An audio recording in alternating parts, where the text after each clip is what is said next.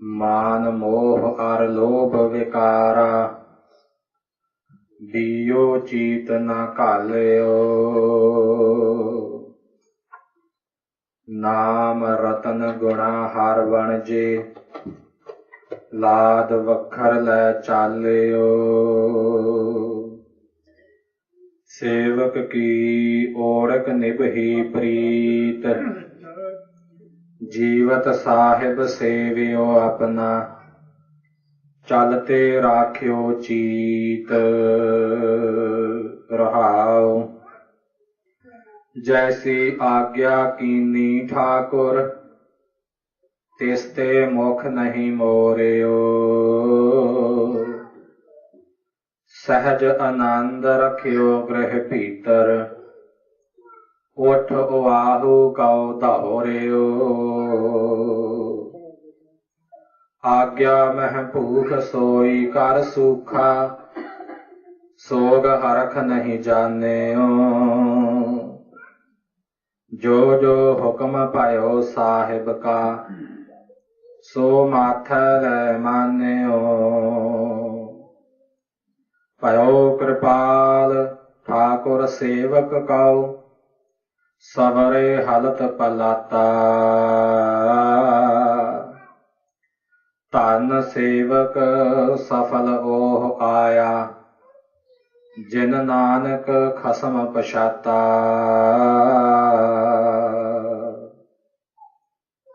सतगुरु सच्चे पातशाह जी की साजी निवाजी परम सत्कारयोग गुरु खालसा साध संगत जी, प्रेम सहित बुलाओ। वाहिगुरु जी का खालसा, वाहिगुरु जी की फतेह।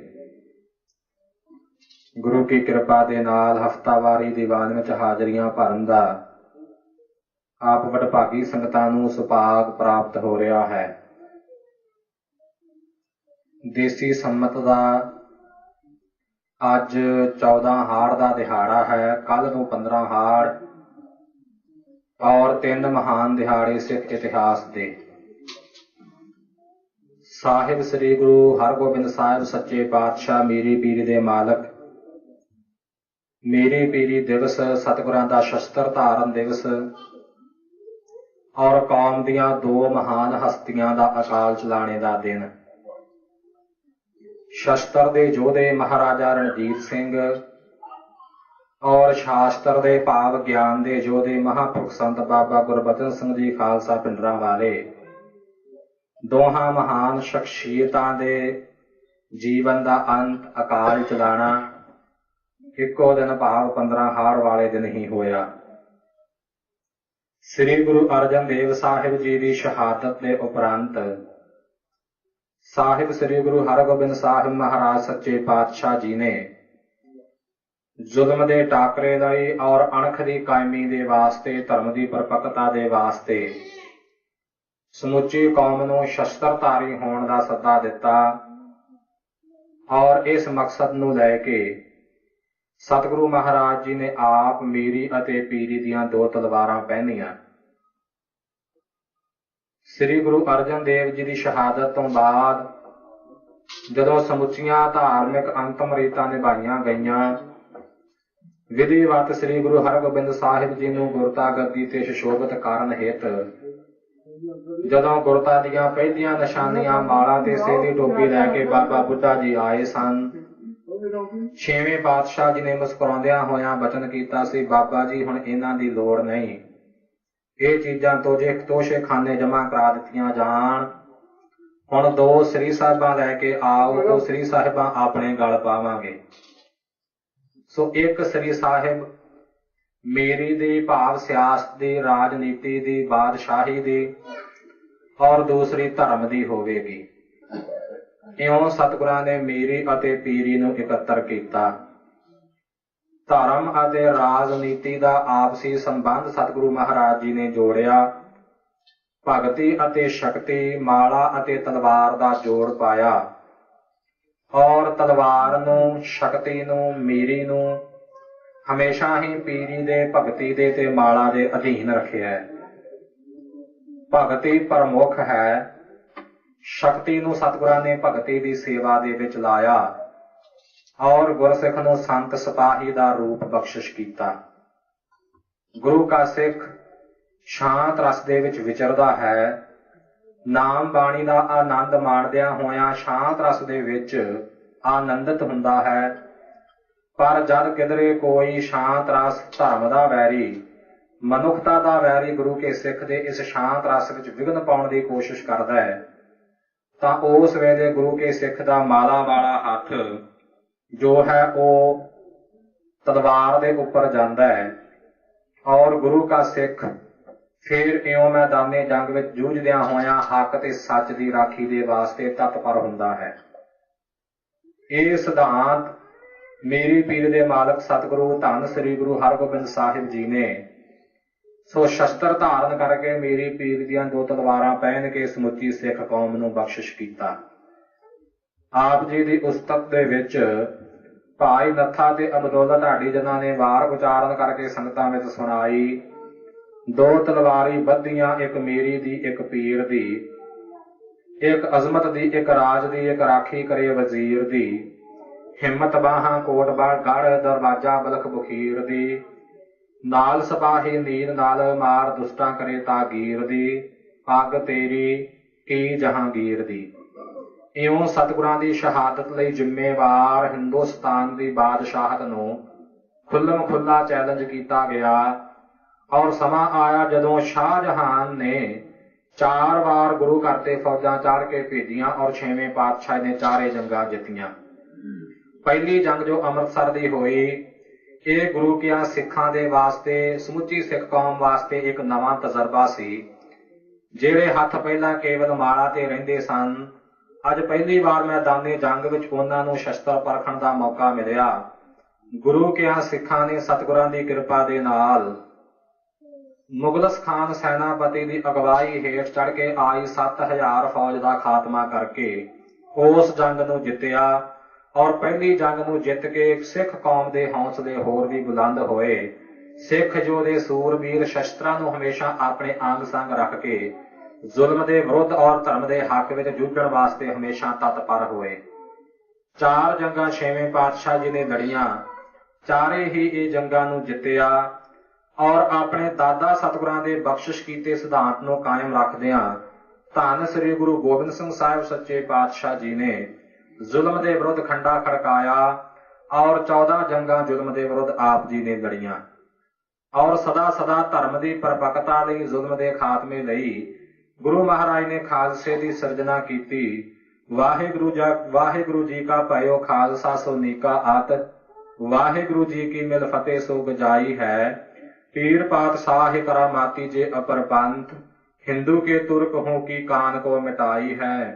तीसर मजहब जग देख कै अजब महा, वैरी के गजब परयो शीने ठुकराई है। धर्म स्थापबे को पापन के खापबे को, गुरु जापबे को नई रीत जो चलाई है। सतगुरां दे दर्शाए सिद्धांत के मुताबक खालसा शस्त्रधारी होया। खालसा सोए जो चढ़े तुरंग, खालसा सोए करे नित जंग। सतगुरु महाराज की सिक्ख्या गुरु के खालसे नूं मिली, धन जियो तेह को जग में, मुख ते हर चित में युद्ध विचारै। देह अनित ना नित रहै, जस नाव चढ़ै भव सागर तारै। धीरज धाम बनाए यह तन, बुद्ध सो दीपक ज्यों उजियारै। ज्ञान है कि बढ़नी मनहों हाथ लै, कातरता कुतवार बुहारै। सो इउं गुरु के खालसे ने सतगुरां दी सुजोग अते पवित्र अगवाई दे हेठ ਆਪਣੀਆਂ ਧਰਮਹਿਤ ਜਾਨਾਂ ਤਾਂ ਕੁਰਬਾਨ ਕਰ ਦਿੱਤੀਆਂ, पर सिक्खी ना त्यागी। धर्म की परपक्ता दे उपर पहरा दिंदियां होइयां मनुखता दे वैरियां जालमां दी भी खालसे ने नींद हराम कर छड्डी और बाबा बंदा सिंह जी की अगवाई हेठ पहली वेर गुरु के खालसे ने अपना राज कायम किया। जदों हिंदुस्तान का सिर कहे जाने वाले सरहिंद नूं जित के साहिबजादियां दी शहादत लई जिम्मेवार वजीर खान और ओदे होर सारे पिठूआं नूं सजावां दित्तियां और सरहंद दे शाही किले उपर खालसाई निशान साहब चलाया गया। इउं खालसा राज की कायमी होई। समय मुताबक हालात विच तब्दीली आई। फिर इउं जिहड़े ये मुसलमान रजवाड़े सन अपने राज भाग ते काबज होए और खालसा नूं अपने दमन चक्कर का शिकार बनाउंदे रहे। खालसे दे सिरां दे मुੱਲ पैंदे रहे। समय की नजाकत नूं लै के ਖਾਲਸੇ ਨੂੰ ਕਈ ਵਾਰ ਜੰਗਲਾਂ ਦੇ ਵਿੱਚ ਰਹਿਣ ਵਾਸਤੇ ਵੀ ਮਜਬੂਰ ਹੋਣਾ ਪਿਆ, ਪਰ ਸਮੇਂ-ਸਮੇਂ ਖਾਲਸੇ ਦੇ ਜਥੇਦਾਰ ਦੀਵਾਨ ਦਰਬਾਰਾ ਸਿੰਘ ਜੀ, ਨਵਾਬ ਕਪੂਰ ਸਿੰਘ ਜੀ, ਸਰਦਾਰ ਜੱਸਾ ਸਿੰਘ ਜੀ ਆਹਲੂਵਾਲੀਆ, ਸਰਦਾਰ ਬਘੇਲ ਸਿੰਘ ਇਤਿਆਦਿਕ ਮਹਾਨ ਜਥੇਦਾਰਾਂ ਦੀ ਅਗਵਾਈ ਹੇਠ ਗੁਰੂ ਕਾ ਖਾਲਸਾ ਸਦਾ ਸਦਾ ਚੜ੍ਹਦੀਆਂ ਕਲਾਂ ਦੇ ਵਿੱਚ ਵਿਚਰਦਾ ਰਿਹਾ। ਜਿਸ ਵੇਲੇ ਦੀਵਾਨ ਦਰਬਾਰਾ ਸਿੰਘ ਜੀ ਦੇ ਹੁੰਦਿਆਂ ਹੋਇਆਂ ਗੁਰੂ ਖਾਲਸੇ ਨੂੰ ਨਵਾਬ ਜ਼ਕਰੀਆ ਖਾਨ ਨੇ ਨਵਾਬੀ ਦੀ ਪੇਸ਼ਕਸ਼ ਭੇਜੀ ਸੀ ਔਰ ਸਰਦਾਰ ਸੁਬੇਗ ਸਿੰਘ ਜੀ ਦੇ ਕਹਿਣ ਤੇ ਖਾਲਸੇ ਨੇ ਇਹ ਨਵਾਬੀ ਗੁਰਧਾਮਾਂ ਦੀ ਸੇਵਾ ਤੇ ਗੁਰਮਤਿ ਦੇ ਪ੍ਰਚਾਰ ਨੂੰ ਮੁੱਖ ਰੱਖ ਕੇ ਪ੍ਰਵਾਨ ਕੀਤੀ ਔਰ ਫੈਜ਼ਲਪੁਰ ਦੇ ਵਸਨੀਕ ਭਾਈ ਸਾਹਿਬ ਭਾਈ ਕਪੂਰ ਸਿੰਘ ਜੀ ਨੂੰ ਨਵਾਬ ਬਣਾਇਆ ਗਿਆ। ਸੋ ਉਸ ਵੇਲੇ ਗੁਰਮਤਿ ਦਾ ਭਾਰੀ ਪ੍ਰਚਾਰ ਔਰ ਗੁਰਦੁਆਰੇ ਦੀ ਸੇਵਾ ਸੰਭਾਲ ਗੁਰੂ ਖਾਲਸੇ ਨੇ ਕੀਤੀ। ਦੀਵਾਨ ਦਰਬਾਰਾ ਸਿੰਘ ਜੀ ਦੇ ਅਕਾਲ ਚਲਾਣੇ ਉਪਰੰਤ ਨਵਾਬ ਕਪੂਰ ਸਿੰਘ ਜੀ ਕੌਮ ਦੇ ਜਥੇਦਾਰ ਬਣੇ। ਆਪ ਜੀ ਦੇ ਨਵਾਬ ਹੁੰਦਿਆਂ ਕਿਉਂਕਿ ਸਿੱਖੀ ਦਾ ਪ੍ਰਚਾਰ ਭਾਰੀ ਹੋਇਆ ਸੀ ਔਰ ਬਹੁਤ ਜ਼ਿਆਦਾ ਸਿੱਖ ਕੌਮ ਦੀ ਗਿਣਤੀ ਵਿੱਚ ਵੀ ਵਾਧਾ ਹੋਇਆ, ਉਸ ਵੇਲੇ ਸਮੁੱਚੀ ਕੌਮੀ ਜਥੇਬੰਦੀ ਨੂੰ ਕਾਇਮ ਰੱਖਣ ਲਈ ਔਰ ਸਮੁੱਚੇ ਪ੍ਰਬੰਧ ਨੂੰ, ਸਮੁੱਚੀ ਅਗਵਾਈ ਨੂੰ ਸੰਭਾਲਣ ਦੇ ਵਾਸਤੇ ਨਵਾਬ ਕਪੂਰ ਸਿੰਘ ਜੀ ਨੇ ਖਾਲਸਾ ਜੀ ਦੇ ਦਲ ਦੀ ਦੋ ਹਿੱਸਿਆਂ ਵਿੱਚ ਵੰਡ ਕੀਤੀ। ਜਿਹੜੇ ਕੋਈ 40-45 ਸਾਲ ਦੀ ਉਮਰ ਤੋਂ ਹੇਠਾਂ ਵਾਲੇ ਸਿੰਘ ਸਨ ਉਹਨਾਂ ਦਾ ਦਲ ਵੱਖਰਾ ਬਣਾਇਆ ਗਿਆ ਔਰ ਜਿਹੜੇ ਇਉਂ 45 ਸਾਲ ਤੋਂ ਉੱਪਰ ਦੀ ਉਮਰ ਵਾਲੇ ਸਨ ਉਹਨਾਂ ਦਾ ਦਲ ਵੱਖਰਾ ਬਣਿਆ। ਇਉਂ ਸਮੁੱਚੇ ਖਾਲਸਾ ਦਲ ਦੀ ਦੋ ਹਿੱਸਿਆਂ ਵਿੱਚ ਵੰਡ ਕੀਤੀ। ਵਡੇਰੀ ਉਮਰ ਦੇ ਸਿੰਘਾਂ ਦਾ ਜੋ ਦਲ ਸੀ ਉਸ ਨੂੰ ਬੁੱਢਾ ਦਲ ਦਾ ਨਾਮ ਦਿੱਤਾ ਗਿਆ ਔਰ ਜਿਹੜੇ ਇਉਂ ਨੌਜਵਾਨ ਉਮਰ ਵਾਲੇ ਸੋ ਸਿੰਘਾਂ ਦਾ ਦਲ ਸੀ ਇਸ ਨੂੰ ਤਰਨਾ ਦਲ ਕਿਹਾ ਗਿਆ। ਤਰਨ ਦਾ ਅਰਥ ਜਵਾਨ ਹੁੰਦਾ ਹੈ, ਜਵਾਨਾਂ ਦਾ ਦਲ। ਇਉਂ ਤਰਨਾ ਦਲ ਅਤੇ ਬੁੱਢਾ ਦਲ ਇਹ ਦੋਨੋਂ ਜਥੇਬੰਦੀਆਂ ਨਵਾਬ ਕਪੂਰ ਸਿੰਘ ਜੀ ਦੀ ਦੂਰ ਅੰਦੇਸ਼ੀ ਨਾਲ ਹੋਂਦ ਵਿੱਚ ਆਈਆਂ। ਕਿਉਂਕਿ ਨੌਜਵਾਨ ਸਿੰਘਾਂ ਦੀ ਗਿਣਤੀ ਵਧੇਰੇ ਸੀ, ਤਰਨਾ ਦਲ ਦਾ ਜਥਾ ਕਾਫੀ ਭਾਰਾ ਸੀ, ਡਿਊਟੀਆਂ ਵੰਡੀਆਂ ਗਈਆਂ। ਬੁੱਢਾ ਦਲ ਗੁਰਧਾਮਾਂ ਦੀ ਸੇਵਾ ਸੰਭਾਲ ਕਰੇਗਾ, ਅੰਮ੍ਰਿਤ ਸੰਚਾਰ ਗੁਰਮਤਿ ਦਾ ਪ੍ਰਚਾਰ ਕਰੇਗਾ ਔਰ ਤਰਨਾ ਦਲ ਸਿੱਖੀ ਤੇ ਹੋਣ ਵਾਲੇ ਹਮਲਿਆਂ ਦਾ ਦ੍ਰਿੜਤਾ ਦੇ ਨਾਲ ਮੈਦਾਨੇ ਜੰਗ ਵਿੱਚ ਜੂਝ ਕੇ ਜਵਾਬ ਦੇਵੇਗਾ। ਤਰਨਾ ਦਲ ਦੀ ਗਿਣਤੀ ਭਾਰੀ ਹੋਣ ਕਰਕੇ ਫਿਰ ਉਸ ਨੂੰ ਅੱਗੋਂ 5 ਜਥਿਆਂ ਵਿੱਚ ਵੰਡਿਆ ਗਿਆ। 5 ਵੱਖਰੇ ਵੱਖਰੇ ਜਥੇਦਾਰ ਥਾਪੇ ਗਏ ਔਰ ਤਰਨਾ ਦਲ ਦੇ ਇਹੋ ਹੀ 5 ਜਥੇ ਔਰ ਬੁੱਢਾ ਦਲ ਸਮੁੱਚੇ ਖਾਲਸਾ ਦਲ ਦੀ ਕਮਾਨ ਸਾਂਝੇ ਤੌਰ ਤੇ ਨਵਾਬ ਕਪੂਰ ਸਿੰਘ ਦੇ ਹੱਥ ਵਿੱਚ ਸੀ। ਸੋ ਤਰਨਾ ਦਲ ਦੇ ਜਿਹੜੇ ਇਹ 5 ਜਥੇ ਨੇ ਅੱਗੋਂ ਇਹਨਾਂ ਦਾ ਗਿਣਤੀ ਹੋਰ ਵਧਣ ਕਰਕੇ ਹੋਰ ਹਿੱਸੇ ਬਣੇ। ਇਉਂ ਹਿੱਸੇ ਨੂੰ ਮਿਸਲਾ ਕਿਹਾ ਗਿਆ। ਮਿਸਲ ਦਾ ਅਰਥ ਹੈ ਜਥਾ, ਫਾਰਸੀ ਦਾ ਲਫ਼ਜ਼ ਹੈ ਮਿਸਲ, ਇਸ ਦਾ ਅਰਥ ਹੈ ਜਥਾ। ਖਾਲਸਾ ਪੰਥ ਦੀਆਂ 12 ਮਿਸਲਾਂ ਹੋਂਦ ਵਿੱਚ ਆਈਆਂ ਔਰ ਇਹਨਾਂ ਸਾਰੀਆਂ ਮਿਸਲਾਂ ਨੂੰ ਵੱਖੋ ਵੱਖਰੇ ਇਲਾਕੇ ਗੁਰਮਤਿ ਪ੍ਰਚਾਰ ਲਈ ਔਰ ਜ਼ੁਲਮ ਦੇ ਟਾਕਰੇ ਲਈ, ਧਰਮ ਦੀ ਪਰਪਕਤਾ ਲਈ ਵੰਡੇ ਗਏ ਔਰ ਇਹਨਾਂ 12 ਮਿਸਲਾਂ ਦੇ ਵਿੱਚੋਂ ਸੋ ਸਭ ਤੋਂ ਵੱਧ ਮੱਲਾਂ ਮਾਰਨ ਵਾਲੀ ਸ਼ੁਕਰ ਚੱਕੀਆ ਮਿਸਲ ਹੋਈ, ਜਿਸ ਦੇ ਸਰਦਾਰ ਚੜ੍ਹਤ ਸਿੰਘ ਜੀ ਨੇ ਕਿਸੇ ਵੇਲੇ ਅਹਿਮਦ ਸ਼ਾਹ ਅਬਦਾਲੀ ਦੇ ਸ਼ੱਕੇ ਛੁਡਾ ਛੱਡੇ ਸਨ ਔਰ ਵੰਗਾਰ ਕੇ ਅਹਿਮਦ ਸ਼ਾਹ ਅਬਦਾਲੀ ਨੂੰ ਆਪਣੇ ਸਾਹਮਣੇ ਆਪਣੇ ਨਾਲ 2 ਹੱਥ ਕਰਨ ਵਾਸਤੇ ਕਿਹਾ ਸੀ। ਸਰਦਾਰ ਚੜ੍ਹਤ ਸਿੰਘ ਸ਼ੁਕਰ ਚੱਕੀਆ ਇਹਨਾਂ ਦੇ ਪੁੱਤਰ ਸਰਦਾਰ ਮਹਾ ਸਿੰਘ ਜੀ ਹੋਏ। ਸਰਦਾਰ ਮਹਾ ਸਿੰਘ ਜੀ ਨੇ ਆਪਣੇ ਪਿਤਾ ਜੀ ਦੇ ਅਕਾਲ ਚਲਾਣੇ ਉਪਰੰਤ ਸ਼ੁਕਰ ਚੱਕੀਆ ਮਿਸਲ ਦੀ ਅਗਵਾਈ ਸੰਭਾਲੀ। ਇਹ ਉਹ ਸਮਾਂ ਸੀ ਜਦੋਂ ਇਹ ਮਿਸਲਾਂ ਗੁਰੂ ਕੀ ਕਿਰਪਾ, ਨਾਮ ਬਾਣੀ ਔਰ ਆਪਣੇ ਬਾਹੂਬਲ ਦੇ ਆਸਰੇ ਜ਼ੁਲਮ ਹਕੂਮਤ ਨੂੰ ਜੜੋਂ ਉਖੇੜਨ ਵਿੱਚ ਕਾਮਯਾਬ ਹੋ ਰਹੀਆਂ ਸਨ ਔਰ ਹੌਲੀ ਹੌਲੀ ਹਕੂਮਤ ਵੱਲੇ ਆਪਣੇ ਪੈਰ ਵਧਾ ਰਹੀਆਂ ਸਨ। ਭਾਵੇਂ ਇਹ ਸਮੇਂ ਵਿੱਚ ਮਿਸਲਾਂ ਦੇ ਆਪਸ ਵਿੱਚ ਉਲਝਣ ਵਰਗੀਆਂ ਬਦ ਕਿਸਮਤੀ ਵਾਲੀਆਂ ਘਟਨਾਵਾਂ ਵੀ ਵਾਪਰੀਆਂ, ਪਰ ਫਿਰ ਵੀ ਸਮੁੱਚਾ ਖਾਲਸਾ ਦਲ ਮਿਸਲਾਂ ਦੇ ਰੂਪ ਵਿੱਚ ਆਪੋ ਆਪਣੇ ਇਲਾਕਿਆਂ ਤੇ ਕਾਬਜ ਹੋ ਰਿਹਾ ਸੀ। ਇਸ ਸਮੇਂ ਵਿੱਚ ਸਰਦਾਰ ਮਹਾ ਸਿੰਘ ਜੀ ਸ਼ੁਕਰ ਚੱਕ ਵਾਲਿਆਂ ਨੇ ਵੀ ਬਹੁਤ ਜ਼ਿਆਦਾ ਮੱਲਾਂ ਮਾਰੀਆਂ ਔਰ ਕਈ ਜ਼ਾਲਮ ਹਾਕਮਾਂ ਨੂੰ ਸਜ਼ਾਵਾਂ ਦੇ ਕੇ ਉਹਨਾਂ ਦੇ ਕਿਲਿਆਂ ਤੇ ਉਹਨਾਂ ਦੇ ਰਾਜ ਭਾਗ ਤੇ ਕਬਜ਼ਾ ਕੀਤਾ। ਸਰਦਾਰ ਮਹਾ ਸਿੰਘ ਜੀ ਦਾ ਆਨੰਦ ਕਾਰਜ ਬਡਰੁੱਖਾਂ ਪਿੰਡ ਦੇ ਨਿਵਾਸੀ ਔਰ ਜੀਂਦ ਰਿਆਸਤ ਦੇ ਮਹਾਰਾਜਾ ਸਰਦਾਰ ਗਜਪਤ ਸਿੰਘ ਜੀ ਦੀ ਸੁਪੁੱਤਰੀ ਬੀਬੀ ਰਾਜ ਕੌਰ ਜੀ ਨਾਲ ਹੋਇਆ ਔਰ ਬੀਬੀ ਰਾਜ ਕੌਰ ਜੀ ਦੇ ਕੁੱਖ ਤੋਂ ਸਰਦਾਰ ਮਹਾ ਸਿੰਘ ਜੀ ਦੇ ਘਰ ਮਹਾਰਾਜਾ ਰਣਜੀਤ ਸਿੰਘ ਜੀ ਨੇ ਜਨਮ ਲਿਆ ਔਰ ਛੋਟੀ ਉਮਰ ਦੇ ਵਿੱਚ ਆਪ ਜੀ ਦੇ ਸਿਰ ਤੋਂ ਪਿਤਾ ਦਾ ਸਾਇਆ ਉੱਠ ਗਿਆ। ਜਿਸ ਵੇਲੇ ਆਪ ਜੀ ਦਾ ਜਨਮ ਹੋਇਆ ਉਦੋਂ ਵੀ ਆਪ ਜੀ ਦੇ ਪਿਤਾ ਸਰਦਾਰ ਮਹਾ ਸਿੰਘ ਜੀ ਇੱਕ ਜੰਗ ਜਿੱਤ ਕੇ ਵਾਪਸ ਮੁੜ ਰਹੇ ਸਨ। ਖੁਸ਼ੀ ਭਰੀ ਖਬਰ ਮਿਲੀ ਔਰ ਇਸ ਖੁਸ਼ੀ ਵਿੱਚ ਹੀ ਆਪ ਦਾ ਨਾਮ ਰਣਜੀਤ ਸਿੰਘ ਰੱਖਿਆ ਗਿਆ ਔਰ ਇਉਂ ਪਿਤਾ ਦਾ ਸਾਇਆ ਸਿਰ ਤੋਂ ਉੱਠ ਜਾਣ ਤੋਂ ਆਪ ਦੀ ਛੋਟੀ ਉਮਰ ਵਿੱਚ ਆਪਣੇ ਦਲ ਦੇ ਸ਼ੁਕਰ ਚੱਕੀਆ ਮਿਸਲ ਦੇ ਜਥੇਦਾਰ ਬਣੇ। ਸ਼ਰੀਕ ਮਿਸਲਾਂ ਨੇ ਭਾਵੇਂ ਆਪ ਨੂੰ ਦਬਾਉਣ ਦੀ ਕੋਸ਼ਿਸ਼ ਵੀ ਕੀਤੀ, ਪਰ ਦਲੇਰੀ ਤੇ ਹਿੰਮਤ ਦੇ ਸਦਕਾ ਆਪ ਜੀ ਨੇ ਨਾ ਕੇਵਲ ਆਪਣੇ ਆਪ ਨੂੰ ਬਲਕਿ ਆਪਣੀ ਮਿਸਲ ਨੂੰ ਬਚਾਇਆ ਹੀ, ਸਗੋਂ ਇੱਕ ਮਿਸਲ ਨੂੰ ਹੋਰ ਤਰੱਕੀ ਦੀਆਂ ਸਿਖਰਾਂ ਤੇ ਆਪ ਜੀ ਨੇ ਖੜਿਆ। ਔਰ ਇੱਥੋਂ ਤੱਕ ਕਿ ਫਿਰ ਹੌਲੀ ਹੌਲੀ ਹੁੰਦਿਆਂ ਹੁੰਦਿਆਂ ਥਾਵਾਂ ਥਾਵਾਂ ਛੋਟੇ ਵੱਡੇ ਕਿਲਿਆਂ ਤੇ ਕਬਜ਼ਾ, ਚੌਧਰਾਂ ਤੇ ਕਬਜ਼ਾ ਕਰਦਿਆਂ ਹੋਇਆਂ ਆਪਣੀ ਸਲਤਨਤ ਕਾਇਮ ਕੀਤੀ ਤੇ ਅਖੀਰ 1799 ਈਸਵੀ ਨੂੰ ਆਪ ਜੀ ਨੇ ਲਾਹੌਰ ਦੇ ਸ਼ਾਹੀ ਕਿਲੇ ਤੇ ਕਬਜ਼ਾ ਕਰਕੇ ਲਾਹੌਰ ਨੂੰ ਖਾਲਸਾ ਜੀ ਦੀ ਰਾਜਧਾਨੀ ਹੋਣ ਦਾ ਮਾਣ ਬਖਸ਼ਿਸ਼ ਕਰ ਦਿੱਤਾ। ਲਾਹੌਰ ਦੇ ਸ਼ਾਹੀ ਕਿਲੇ ਤੇ ਝੰਡਾ ਕੱਢ ਕੇ ਆਪਣੀ ਸ਼ੁਕਰ ਚੱਕਿਆ ਮਿਸਲ ਦੀ ਜੋ ਸਰਦਾਰੀ ਸੀ ਉਹ ਕਾਇਮ ਕਰ ਦਿੱਤੇ। ਬਾਕੀ ਵੱਖੋ ਵੱਖਰੇ ਇਲਾਕਿਆਂ ਵਿੱਚ ਵੱਖੋ ਵੱਖਰੇ ਸਿੱਖ ਸਰਦਾਰਾਂ ਦਾ ਰਾਜ ਚੱਲ ਰਿਹਾ ਸੀ। ਅਖੀਰ ਸਿੱਖ ਕੌਮ ਦੇ ਮਹਾਨ ਮਹਾਂਪੁਰਖ ਸ੍ਰੀ ਗੁਰੂ ਨਾਨਕ ਦੇਵ ਸਾਹਿਬ ਦੇ ਅੰਸ਼ ਵੰਸ਼ ਵਿੱਚੋਂ ਪਰਮੇਸ਼ਰ ਦੇ ਪਿਆਰੇ ਬਾਬਾ ਸਾਹਿਬ ਸਿੰਘ ਜੀ ਬੇਦੀ ਦੀ ਹਿੰਮਤ ਦੇ ਨਾਲ ਸੰਯੁਕਤ ਰੂਪ ਵਿੱਚ ਖਾਲਸਾ ਰਾਜ ਹੋਂਦ ਵਿੱਚ ਆਇਆ। ਔਰ 1801 ਈਸਵੀ ਨੂੰ ਬਾਬਾ ਸਾਹਿਬ ਸਿੰਘ ਜੀ ਦੇ ਉਦਮ ਦੇ ਨਾਲ ਹੋਰ ਅਨੇਕਾਂ ਸਿੱਖ ਸਰਦਾਰਾਂ ਰਿਆਸਤਾਂ ਨੇ ਰਣਜੀਤ ਸਿੰਘ ਜੀ ਨੂੰ ਆਪਣਾ ਮਹਾਰਾਜਾ ਮੰਨਿਆ। ਔਰ ਇਉਂ ਮਹਾਰਾਜਾ ਰਣਜੀਤ ਸਿੰਘ ਜੀ ਸਿੱਖ ਕੌਮ ਦੇ ਮਹਾਰਾਜਾ ਵਜੋਂ ਜਾਨਸ਼ੀਨ ਹੋਏ ਔਰ ਸਿੱਖ ਰਾਜ ਦੀ ਰਾਜਧਾਨੀ ਲਾਹੌਰ ਬਣੀ। ਇਸ ਸਾਰੇ ਕਾਰਜ ਦੇ ਵਿੱਚ ਕਨ੍ਹਈਆ ਮਿਸਲ ਦੇ ਜਥੇਦਾਰ ਸਰਦਾਰ ਜੈ ਸਿੰਘ ਜੀ, ਉਹਨਾਂ ਦੀ ਧਰਮ ਸੁਪਤਨੀ ਬੀਬੀ ਸਦਾ ਕੌਰ ਜੀ, ਬੀਬੀ ਸਦਾ ਕੌਰ ਜੀ ਨੇ ਆਪਣੀ ਸਪੁੱਤਰੀ ਮਹਾਰਾਜਾ ਰਣਜੀਤ ਸਿੰਘ ਦੇ ਨਾਲ ਵਿਆਹ ਕੇ ਔਰ ਕਨ੍ਹਈਆ ਮਿਸਲ ਦੀ ਸਮੁੱਚੀ ਤਾਕਤ ਵੀ ਸ਼ੁਕਰ ਚੱਕੀਆ ਮਿਸਲ ਦੇ ਨਾਲ ਜੋੜੀ ਔਰ ਖਾਲਸਾ ਰਾਜ ਦੀ ਕਾਇਮੀ ਵਿੱਚ ਬੀਬੀ ਸਦਾ ਕੌਰ ਨੇ ਭਾਰੀ ਯੋਗਦਾਨ ਪਾਇਆ। ਇਉਂ ਮਹਾਰਾਜਾ ਰਣਜੀਤ ਸਿੰਘ ਸਿੱਖ ਕੌਮ ਦੇ ਬਾਦਸ਼ਾਹ ਦੇ ਵਜੋਂ ਉੱਭਰੇ, ਪਰ ਬਾਦਸ਼ਾਹ ਹੁੰਦਿਆਂ ਹੋਇਆਂ ਆਪ ਜੀ ਨੇ ਹਮੇਸ਼ਾ ਆਪਣੇ ਮਨ ਵਿੱਚ ਨਿਮਰਤਾ ਔਰ ਸਦਾ ਸਦਾ ਵਾਸਤੇ ਗੁਰੂ ਘਰ ਪ੍ਰਤੀ ਸ਼ਰਧਾ ਜੋ ਸੀ ਉਹ ਕਾਇਮ ਰੱਖੀ। ਕਾਫੀ ਸਮੇਂ ਦੇ ਬਾਅਦ ਅੰਮ੍ਰਿਤਸਰ ਦੀ ਰਿਆਸਤ ਨੂੰ ਵੀ ਖਾਲਸਾ ਰਾਜ ਦੇ ਵਿੱਚ ਮਿਲਾਇਆ ਗਿਆ ਔਰ ਇਸ ਰਾਜ ਭਾਗ ਨੂੰ ਮਹਾਰਾਜਾ ਰਣਜੀਤ ਸਿੰਘ ਜੀ ਸਦਾ ਸਦਾ ਗੁਰੂ ਕਲਗੀਧਰ ਪਿਤਾ ਸ੍ਰੀ ਗੁਰੂ ਰਾਮਦਾਸ ਸਾਹਿਬ ਮਹਾਰਾਜ ਜੀ ਦੀ ਬਖਸ਼ਿਸ਼ ਹੀ ਸਮਝਦੇ ਰਹੇ।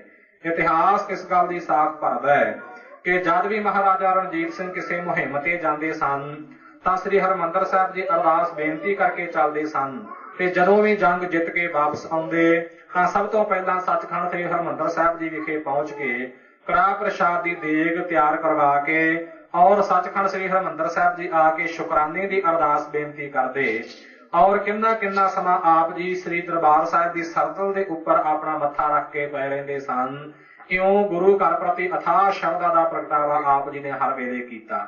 ਇੱਥੇ ਬਸ ਨਹੀਂ, ਜਿੱਥੇ ਜਿੱਥੇ ਵੀ ਗੁਰੂ ਕੇ ਧਾਮ ਸਨ ਥਾਵਾਂ ਥਾਵਾਂ ਤੇ ਗੁਰਧਾਮਾਂ ਦੀ ਮਹਾਨ ਸੇਵਾ ਆਪ ਜੀ ਨੇ ਕੀਤੀ। ਸ੍ਰੀ ਨਨਕਾਣਾ ਸਾਹਿਬ ਜੀ ਦੀ ਸੇਵਾ, ਸ੍ਰੀ ਹਜ਼ੂਰ ਸਾਹਿਬ ਜੀ ਦੀ ਸੇਵਾ, ਇਸੇ ਤਰ੍ਹਾਂ ਸ੍ਰੀ ਹਰਿਮੰਦਰ ਸਾਹਿਬ ਜੀ ਦੀ ਪਾਵਨ ਪਵਿੱਤਰ ਇਮਾਰਤ ਨੂੰ ਸੋਨੇ ਵਿੱਚ ਮੜਨ ਦੀ ਮਹਾਨ ਸੇਵਾ, ਬੇਅੰਤ ਸੇਵਾਵਾਂ ਹਨ ਮਹਾਰਾਜਾ ਰਣਜੀਤ ਸਿੰਘ ਜੀ ਦੀਆਂ, ਜਿਨ੍ਹਾਂ ਦਾ ਵਰਣਨ ਕਰਨ ਲੱਗਿਆਂ ਲਿਸਟ ਬਹੁਤ ਜ਼ਿਆਦਾ ਲੰਬੀ ਹੋ ਜਾਂਦੀ ਹੈ।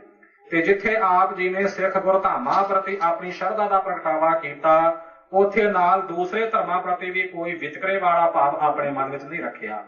ਜਿਵੇਂ ਪਹਿਲਾਂ ਮੁਗਲਿਆ ਹਕੂਮਤ ਸੀ, ਉਹ ਕੇਵਲ ਤੇ ਕੇਵਲ ਮੁਸਲਮਾਨਾਂ ਨੂੰ ਹੀ ਸਮੁੱਚੇ ਹਿੰਦੁਸਤਾਨ ਅੰਦਰ ਪਕੜਨਾ ਚਾਹੁੰਦੀ ਸੀ, ਹੋਰ ਕਿਸੇ ਧਰਮ ਨੂੰ ਬਰਦਾਸ਼ਤ ਕਰਨਾ ਉਸ ਦੇ ਵੱਸੋਂ ਬਾਹਰੀ ਗੱਲ ਸੀ। ਪਰ ਮਹਾਰਾਜਾ ਰਣਜੀਤ ਸਿੰਘ ਦਾ ਰਾਜ ਜਿਸ ਵੇਲੇ ਕਾਇਮ ਹੋਇਆ ਆਪ ਜੀ ਨੇ ਸਾਰੇ ਧਰਮਾਂ ਨੂੰ ਬਰਾਬਰ ਦਾ ਸਤਿਕਾਰ ਦਿੱਤਾ। ਇੱਥੋਂ ਤੱਕ ਕਿ ਮੰਦਰਾਂ ਦੇ ਵਾਸਤੇ ਔਰ ਮਸਜਿਦਾਂ ਦੇ ਵਾਸਤੇ ਵੀ ਦਿਲ ਖੋਲ ਕੇ ਮਾਇਆ ਦਿੱਤੀ। ਆਪ ਸਿੱਖੀ ਧਰਮ ਦਾ ਨਿਸ਼ਚਾ ਪਰਪੱਕ ਰੱਖਿਆ ਔਰ ਬਾਕੀ ਧਰਮਾਂ ਨੂੰ, ਦੂਸਰੇ ਧਰਮਾਂ ਨੂੰ ਜਿਹੜੇ ਮੰਨਣ ਵਾਲੇ ਸਨ ਉਹਨਾਂ ਦੇ ਵੀ ਧਾਰਮਿਕ ਅਕੀਦੇ ਦਾ ਪੂਰਨ ਤੌਰ ਤੇ ਸਤਿਕਾਰ ਦਿੱਤਾ। ਇੱਥੋਂ ਤੱਕ ਕਿ ਆਪਣੇ ਰਾਜ ਭਾਗ ਵਿੱਚ ਵੀ ਅਹਿਮ ਅਹੁਦੇ ਵੰਡਣ ਵੇਲੇ ਯੋਗਤਾ ਵੇਖਦਿਆਂ ਹੋਇਆਂ ਧਰਮ ਆਧਾਰਿਤ ਕੋਈ ਵਿਤਕਰਾ ਮਹਾਰਾਜਾ ਰਣਜੀਤ ਸਿੰਘ ਨੇ ਨਹੀਂ ਕੀਤਾ, ਬਲਕਿ ਫਕੀਰ ਅਜੀਜ਼ੁਦੀਨ ਵਰਗੇ ਮਹਾਨ ਰਾਜਨੀਤੀਵਾਨਾਂ ਨੂੰ ਮੁਸਲਮਾਨ ਹੋਣ ਦੇ ਬਾਵਜੂਦ ਵੀ ਆਪਣੇ ਵਜ਼ੀਰ, ਆਪਣੇ ਮੰਤਰੀ ਮਹਾਰਾਜਾ ਜੀ ਨੇ ਰੱਖਿਆ। ਸੋ ਆਪ ਜੀ ਦਾ ਰਾਜ ਇੱਕ ਆਪਣੀ ਮਿਸਾਲ ਆਪ ਹੈ, ਜਿਸ ਦੀ ਮਿਸਾਲ ਹੋਰ ਕਿਧਰੇ ਮਿਲ ਨਹੀਂ ਸਕਦੀ।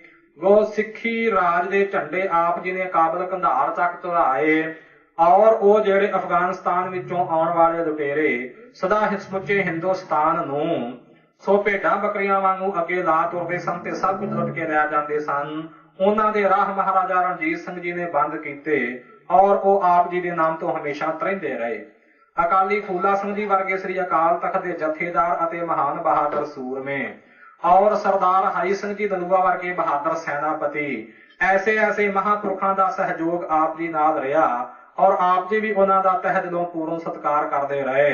और श्री अकाल तख्त साहिब के रुतबे का सत्कार जदों किसी कसूर तो आप जी नूं श्री अकाल तख्त साहिब जी के तलब किया गया तो एक निमाणे सेवादार वजों अपने आप नूं इमली के दरखत नाल बंधा के कोरड़े खाण वास्ते तैयार हो गए सन। ऐसी निमरता आप जी ने उस वेले दिखाई। जे राज भाग की गल की जाए तो राज प्रबंध भी ऐसा जिस दे विच किसी नूं कोई शिकायत नहीं और सदा अपने राज भाग के दौरान कदे भी अपने आप नूं महाराजा जां बादशाह नहीं सी अखवाया बल्कि सिंह साहब कहा के खुश होया करते सन। फिर निमरता इन्नी रखी गुरु दरबार अगे इन्ने झुके रहे जे भी कोई भी कीमती चीज किसी वालों तोहफे के रूप में आप जी नूं मिली वो कीमती चीज अपने लायक ना जान के ये ख्याल करके कि ये तो मेरे गुरु के जोग है वो चीज श्री गुरु रामदास साहब के दरबार सचखंड श्री हरमंदर साहब जी विखे भेटा करते रहे। चाहे एक हीरिया जड़त सोने की कढ़ाई वाली चांदनी जो कि 1984 के घल्लूघारे दौरान गायब हुई महाराजा रणजीत सिंह जी नूं वो मुगल बादशाह के वालों वो चांदनी भेटा हुई उपर लगी हुई चांदनी जिथे आके दरबार में आप जी ने बहना सी जदों झिलमिल करते हीरे तकी चांदनी तकी घोड़ा पिछे रोक लिया सी ऐ कीमती वस्तु मेरे लायक नहीं ये मेरे सतगुरां दे दरबार के लायक है। वो चांदनी आप जी ने सचखंड श्री हरमंदर साहब के अंदर भेजी। आप जी के पोते कवर नौ निहाल सिंह जी के आनंद कारज का मौका सरदार शाम सिंह जी अटारी की पुत्री नानकी के नाल कवर नौ निहाल सिंह का आनंद कारज होना है। उस वेले बड़ा कीमती हीरिया जड़िया सेहरा तैयार किया गया कवर नौ निहाल सिंह नूं बन्नण वास्ते। जद उस सेहरे की चमक दमक देखी उसकी शानो शौकत देखी तो उस वेले अपने पोतरे नूं बन्नण तो इनकार कर दिता कह दिता कि इन्नी कीमती वस्तु मेरे गुरु के दरबार में होनी चाहिए है। अज भी श्री हरमंदर साहब के तोशाखाना अंदर वो हीरिया जड़त जिहड़ा सेहरा है वो मौजूद है। गल की कि जो भी कीमती वस्तु आप जी के पास आई उस कीमती वस्तु नूं आप जी ने सचखंड श्री हरमंदर साहब जी की भेटा किया और इथों तक के आखिरी दम कोहे नूर हीरा भी आप जी ने श्री हरमंदर साहिब जी की भेटा करने वास्ते इशारा किया सी पर उस वेले ध्यान सिंह डोगरे की साजिश के सदका आप जी की यह खाश पूरी नहीं सी हो सकी। कह दिता सी कि वो हीरा गुर दरबार की भेटा कर दिता जावे। सो इउं आप जी लाचार सन अधरंग की बीमारी के करके उठ नहीं सन सकते तुर फिर नहीं सन सकते। ध्यान सिंह डोगरे ने आप की यह खाश पूरी नहीं सी होण दित्ती।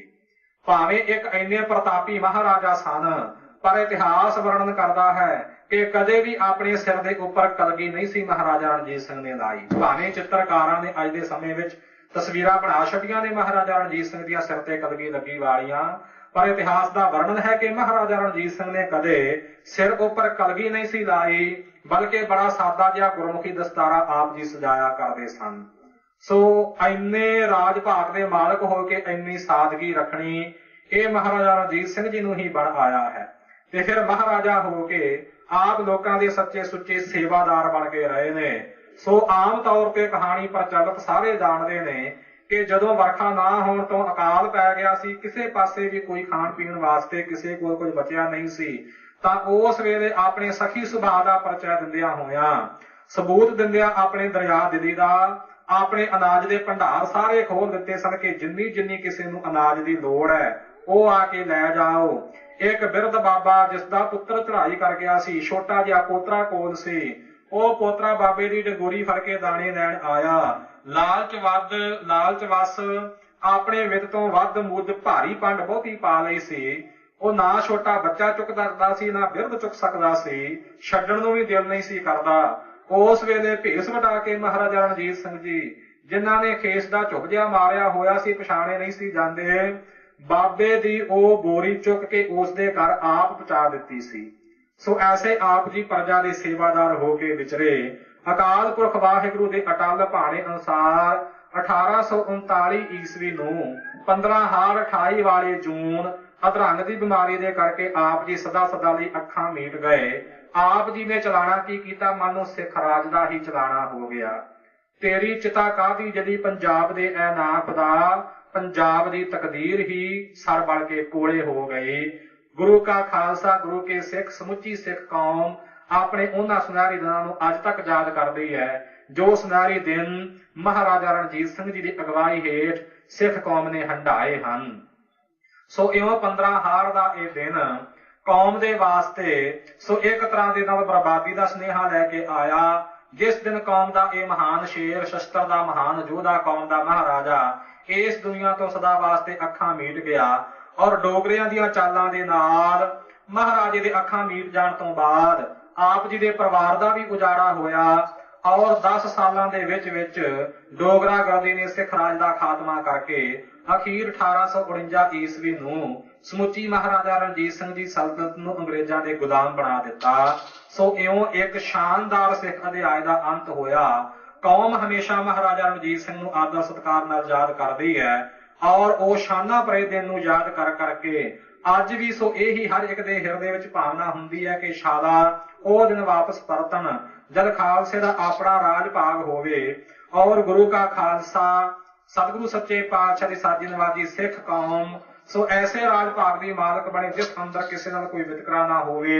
महाराजा रणजीत सिंह जी वर्गे हलेमी राज दी मिसाल अज दे तक दुनिया के किसी तख्ते विच नहीं और गुरु का खालसा ऐसे राज की कायमी वास्ते तत्पर है, ऐसे राज भाग की कायमना रखता है। पर यह सारिया बख्शिशां सतगुरु सच्चे पातशाह की कृपा नाल ही खालसे नूं बणियां, खालसे नूं प्राप्त होईयां। पर जद किसी व्यक्ति दे शख्सियत विच अनेकां गुण दे होण दे बावजूद भी किधरे कोई औगण डेरा आ लाउण तां औगण कौम की बर्बादी दे भी कारण बन जाया करदे सन। इसे तरह महाराजा रणजीत सिंह जी वल्लों कुछ ढिलाइयां वरतणियां, डोगरियां ते अपने वित नालों वध विश्वास करना और इसे प्रकार खालसा जी दे इस राज भाग नूं पिता पुरखी राज बनाउण दी कोशिश करनी, ये कुछ ऐसियां गलतियां सन ਜਿਹੜੀਆਂ कि फिर सिख कौम के राज के निघार का कारण बणियां। सो इउं गलतियां तो सबक सीखण की लोड़ और उन्हां गुणां तो सेध लैण की लोड़ जरूर बर जरूर सतगुरु सच्चे पातशाह की कृपा किसी वेले होवेगी जद गुरु का खालसा अपने राज भाग की कायमी करके समुचे संसार दे विच सरबत दे भले का संदेश सदा सदा इउं अमली तौर पर प्रचारित करता रहेगा। सो दूसरी महान शख्सियत महापुरख संत बाबा गुरबचन सिंह जी खालसा भिंडरां वाले जिन्हों ने 15 हाड़ मुताबक 28 जून 1669 ईस्वी नूं अपना पंच भूतक शरीर त्यागया। दमदमी टकसाल के 12वें जथेदार अपने पवित्र जीवन दे विच जिन्हों ने समुचा जीवन सेवा ते सिमरन विच बतीत किया और सिख कौम की सेवा करदियां प्रचार करदियां होयां ही अपना सारा जीवन लेखे लाया। जिस वेले कलगीधर पिता साहिब श्री गुरु गोबिंद सिंह साहब सच्चे पातशाह जी ने चमकौर की जंग लड़ी और माछीवाड़े के जंगलों में भाग लाए, उच दे पीर बन के नवी खां गनी खां नूं सेवा बख्शिश करके महाराज जी निकले। जगरांव के नेड़े जो अखाड़ा पिंड है सतगुरु सच्चे पातशाह जी इस अखाड़े पिंड विच 2 दिन रहे सन और इस अखाड़े पिंड की वसनीक एक बिरध माता श्रद्धालु माता सेवी जी ने सतगुरु सच्चे पातशाह की बड़ी श्रद्धा भावना के नाल सेवा की। माता सेवी जी का पुत्र भाई मुहब्बता सी। गुरु के वचन की पालना करदियां होया भाई मुहब्बता जी खंडे बाटे का अमृत छक के मुहब्बत सिंह बने। सतगुरु महाराज जी ने माता दी और उन्होंने परिवार की सेवा भावना तो श्रद्धा तो प्रसन्न होकर बख्शिश भरिया वचन किया, माता तुहाडी कुल अंदर समा आउण ते पूर्ण जपी तपी जति सती और ब्रह्म ज्ञान विच परपक महान गुरमुख प्यारा सिंह खालसा पैदा होवेगा जो के बड़े श्रद्धा भावना प्रेम दे नाल बड़ी चढ़दी कला नाल गुरमत दा प्रचार गुरु की बाणी दा प्रचार करेगा, अपनी कुल नूं सफलियां करेगा। ये बख्शिश भरे वरदान दे वचन कलगीधर पिता जी ने माता सेवी जी नूं कीते। सो इउं माता सेवी जी दा पुत्र भाई मुहब्बत सिंह दे पुत्र भाई साहब भाई आकल सिंह जी होए और भाई आकल सिंह जी दे पुत्र भाई नथुआ सिंह जी होए जो कि सिख मिसलां दे विच जंगां विच उन्हां ने बड़ा भाग लिया और महान कुर्बानियां कीतियां। भाई नथुआ सिंह जी दे पुत्र भाई माना सिंह जी होए और भाई माना सिंह जी दी धर्म सपत्नी बीबी राज कौर दोहें पति पत्नी गुरमत दी रंगण विच परपक नाम सिमरन दे विच हर वेले बिरती जुड़ी होई।